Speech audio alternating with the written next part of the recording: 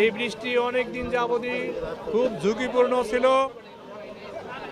বর্তমানে আমাদের সরকার এবং বর্তমান যারা ইঞ্জিনিয়ার, চিফ ইঞ্জিনিয়ার সবাইকে আমরা আমাদের সরকার আসার পরের থেকেই আমি এমপি হিসাবে ব্যক্তিগতভাবে ইঞ্জিনিয়ার মহোদয়কে অনুরোধ করছি যে দ্রুত এই বৃষ্টির কাজ যাতে শুরু হয়।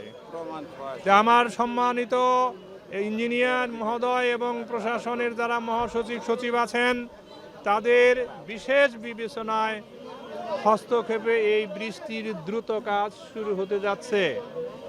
তুরনা এন্টারপ্রাইজ ওনাকে আমরা অনুরোধ করব, এই গুরুত্বপূর্ণ জায়গাতেই বৃষ্টি, অনেক জায়গায় অনেক ব্রিজই করেছেন, এই ব্রিজটা কিন্তু আপনার নাম অনেক স্মরণ করবে, যেহেতু খুবই গুরুত্বপূর্ণ একদম জামালপুর ময়মনসিংহ যাওয়ার রাস্তায়।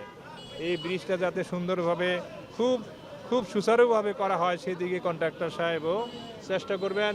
এই ব্রিজের টোটাল বাজেট হলো 13 কোটি টাকা এবং এটা লম্বা 37 মিটার এবং এটার চওড়া হলো 10.5 মিটার। আমাদের এই ব্রিজটাই এই রাস্তা অতি দ্রুত এলেঙ্গার থেকে জামালপুর পর্যন্ত অতি দ্রুত 4 লেন হয়ে যাচ্ছে। তাই এই ব্রিজের পরেও আরেকটি ব্রিজও দ্রুত দরকার, তাহলে এই 4 লেন আমরা কভার করতে পারবো।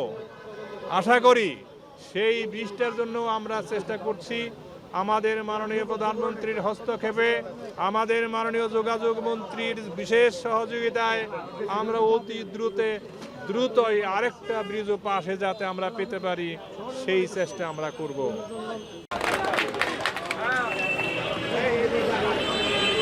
এখন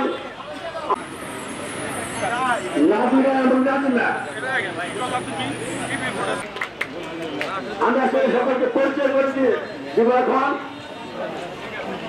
তৌফিক দান করেন। আর বাকি কালিহাতির যত উন্নয়নমূলক কাজ আছে কালিহাতির যাতায়াতের রোগগ্রস্ত অনেকদিন চেষ্টার বক্তব্য সে দায়িত্ব পালন করেছেন এবং অবশ্য ভোট দিয়ে কালিহাতির মানুষ তাকে নির্বাচিত করেছে।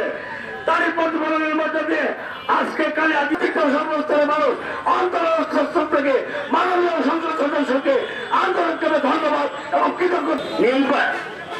নির্বাহী প্রকৌশলী টাঙ্গাইল সড়ক বিভাগ জনাবা ডিসি অফিসের কোঅর্ডিনেশন মিটিং একটা কোশ্চেনই আমাকে করা হতো যে কালিহাতি ব্রিজটার এত ভঙ্গুর অবস্থা একটা সিস্টেমের মধ্যে আসা লাগে, তারপরে যা হোক ঠিকাদার এসেছে মহোদয়কেও অনেক ধন্যবাদ। উনিও মনে হয় অনেকবার এখানকার যতদিন ইউরো ছিলেন সবাই আমার কাছে একটা